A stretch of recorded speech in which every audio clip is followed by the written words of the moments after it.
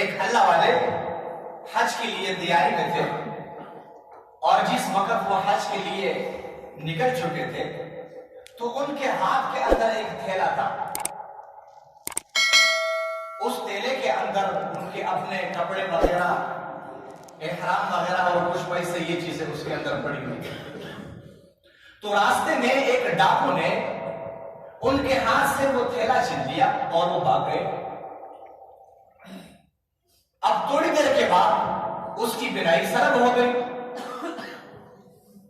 جس طریقے سے بندہ بیٹھا ہوتا ہے، تھوڑی دیر کے بعد کھڑا ہو جائے اور آنکھوں پر اندھیرا سا آ جاتا ہے، تو اس طریقے سے کیفیت ہو گئی اس ڈاکو کی۔ اب وہی کھڑے کھڑے چیخنا چلانا اور پکارنا شروع ہو گیا، اور وہی مجھے معاف کر دے، مجھے معاف کر دے۔ تو کتنے سارے لوگ اکٹھے ہو گئے، اس بندے کو کیا ہو گیا؟ اب لوگ پوچھتے ہیں کیا معاملہ ہے؟ وہی ایک اللہ والے تھے، وہ راستے سے گزر رہے تھے، ان کے ہاتھ میں یہ تھیلا تھا، یہ میں نے چھین لیا، اور اس کے چھین جانے کے بعد میری یہ حالت ہو گئی۔ اب کیا ہونا چاہیے؟ اب مجھے لے جاؤ ان کے پاس میں، ان سے معافی مانگو، وہ مجھے معاف کریں گے تو اللہ تعالیٰ میری بینائی واپس کر دیں گے۔ بھائی آپ ان کو جانتے ہیں؟ جانتا تو نہیں ہو، لیکن وہ فلانے حجام کے قریب وہ رہتا ہے۔ تو وہ لوگ ان کو لے جا کر کے وہاں حجام کے دکان کے اوپر ان کو بٹھا دیا۔ اب ایک کیسا بزرگ ہے، سارا خلیہ بدلا دیا۔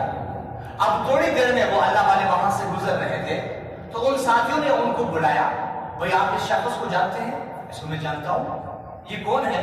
کہا میں نے حج کی تیاری کی تھی، راستے پر نکل چکا تھا، اور اس صاحب نے میرا تھیلا چھین لیا تھا، تو میں حج کے سفر کو، اپنا وہ سفر کو ملتوی کر دیا اور میں واپس آ گیا ہوں۔ بھائی اللہ پاک نے میرے مقدر میں یہی کچھ لکھا ہوگا، بھائی آپ اس کو معاف کر دے۔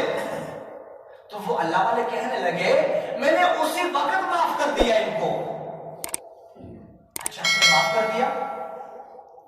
یہ تو نابینا ہو گیا ہے، ان کے حق میں یہ دعا کر دے کہ اللہ تعالیٰ اس کو بینا کر دے، اس کی بینائی اس کو واپس کر دے۔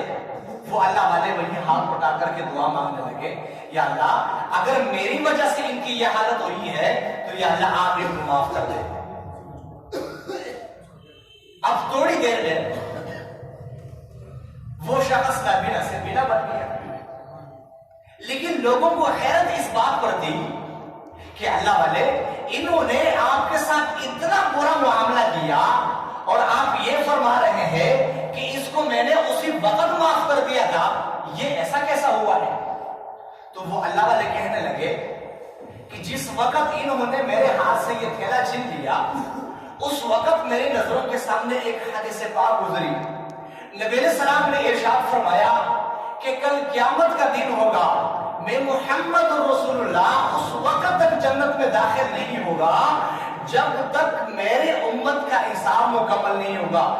تو مجھے یہ خیال آیا کہ اگر میں کل قیامت کے دن اللہ پاک کی عدالت میں اس معاملے کے اس مقدمے کو پیش کروں گا، تو جتنی دیر میرے اس مقدمے کو لگے گی اتنی دیر میرے محبوب آقا صلی اللہ علیہ وسلم کو جنت میں داخل ہونے میں دیر ہوگی۔